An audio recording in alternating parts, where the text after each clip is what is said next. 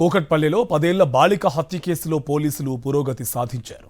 బాలికపై లైంగికంగా ఓ యువకుడు దాడికి ప్రయత్నించినట్లు గుర్తించారు. బాలిక ఎదురు తిరగడంతో కత్తితో పొడిచి చంపినట్లు గుర్తించారు పోలీసులు. యువకుడి దృశ్యాలు సీసీ కెమెరాలో రికార్డ్ అయ్యాయి. నిందితుడిని పట్టుకునేందుకు పోలీసులు గాలిస్తున్నారు. తల్లిదండ్రులు ఇంట్లో లేని సమయంలో ఈ ఘాతుకానం జరిగింది. క్లూస్ టీమ్ డాగ్ స్క్వాడ్తో పోలీసులు తనిఖీ చేశారు. చిన్నారి మృతితో ఆ కుటుంబం కన్నీరు మున్నీరవుతుంది. చోరీకి వచ్చి చంపి ఉండొచ్చని బాలిక తల్లి అనుమానం వ్యక్తం చేస్తుంది.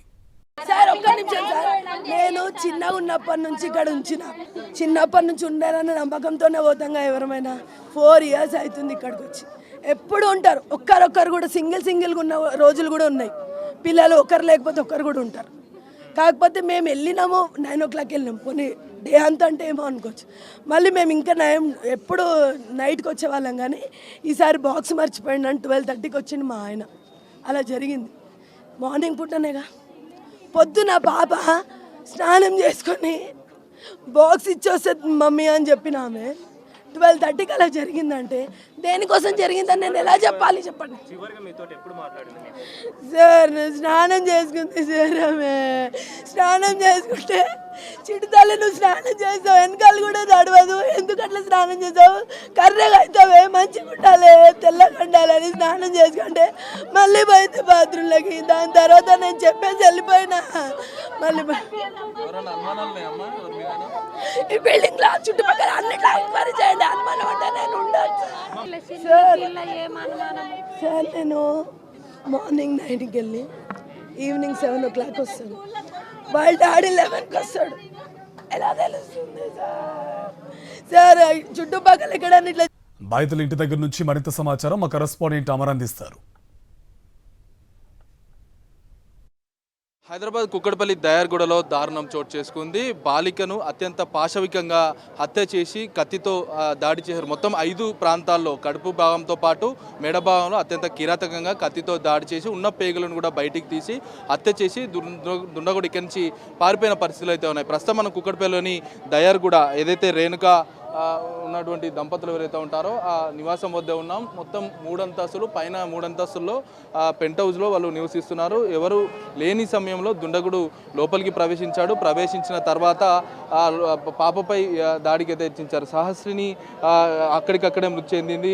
ఈ ఘటనకు సంబంధించి చుట్టుపక్కల సీసీ ఫోటో ఆధారంగా పోలీసులు దర్యాప్తు చేస్తున్నారు. మనం చూడొచ్చు ఈ లైన్ మొత్తం కూడా ఎక్కడ సీసీ ఫోటో లేదు. ఈ పక్కనే ఉన్నటువంటి ఒక షాపు సీసీ ఫోటో పరిశీలిస్తే ఆ షాప్ సైడే ఈ సీసీ ఫోటో కనిపిస్తుంది. ఇక్కడ చుట్టుపక్కల కూడా సీసీ ఫోటేజ్ లేకపోవడంతో నిందితుడు ఎలా వచ్చాడు అనేది అనుమానాలు అయితే తావిస్తున్నాయి. చుట్టుపక్కల దాదాపు 10 మీటర్ల దూరంలో ఉన్నటువంటి సీసీ ఫోటేజ్ ఆధారంగా ప్రస్తుతం పోలీసులు అయితే దర్యాప్తు చేస్తున్నారు. రేణుక, కృష్ణ ఇద్దరు దంపతులకు 2 కొడుకు కూతురున్నారు. కొడుకు స్కూల్ కోసం వెళ్ళిన తర్వాత కూతురు ఇక్కడ ఒంటరిగా ఉంచారు. హాలిడేస్ సందర్భంగా ఇక్కడ ఉంచడంతో ఈ దారుణ ఘటన చోటు చేసుకుంది. ప్రస్తుతం మనం చూడొచ్చు కుటుంబ సభ్యులు కూడా కన్నీరు మున్నీరుగా విలపిస్తున్న పరిస్థితులు అయితే ఉన్నాయి.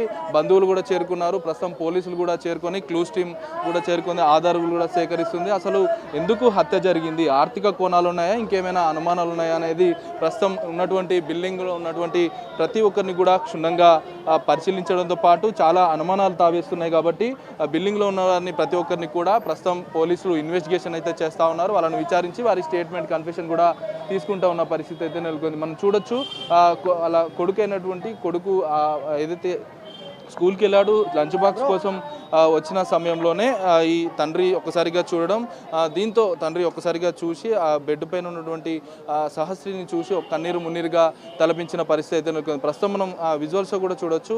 కుటుంబ సభ్యులు కూడా కన్నీరు మున్నీరుగా తలపిస్తున్నారు. సహస్రిని చాలా మంచిగా ఉండే అమ్మాయి, స్కూల్లో సీటు కూడా సంపాదించింది. సీటు వచ్చిన తర్వాత మంచిగా చదువుకుంటున్న క్రమంలో హాలిడేస్ వచ్చిన సందర్భంలోనే ఇంటికి వచ్చింది. దుండగుడు ఎందుకు దాడి చేయవలసి వచ్చింది అనేది ప్రస్తుతం తల్లిదండ్రులు ప్రశ్నిస్తున్నారు. మాకు ఎలాంటి లావాదేవీలు లేవు, ఎక్కడ ఎలాంటి సంబంధాలు లేవు అని తల్లిదండ్రులు అయితే చెప్తా ఉన్నారు. ప్రస్తుతం మనం చూడొచ్చు కుటుంబ సభ్యులంతా కూడా కన్నీరు మున్నీరుగా విలపిస్తున్న పరిస్థితులు అయితే ఉన్నాయి. చుట్టుపక్కల ఉన్నటువంటి సీసీ ఫోటో ఆధారంగా ఒకవైపు పోలీసులు దర్యాప్తు చేస్తున్నారు. మొత్తం 10 బృందాలు ప్రస్తుతం నిందితులు ఎవరైతే దుండగుడు హత్య చేసి వెళ్ళిపోయాడో చుట్టుపక్కల నుండి సీసీ ఫోటేజ్, ఈ చుట్టుపక్కల నుండి CDR డాటా ఆధారంగా ప్రస్తుతం దర్యాప్తు చేస్తూ ఉన్నారు. క్లూస్ టీమ్ కూడా విలువైన ఆధారాలను తీసుకుంది. అమ్మ ఎలా జరిగింది? నాకు తెలియదు సారు, నాయమ్మ నేనా ఉల్లా, నాయమ్మ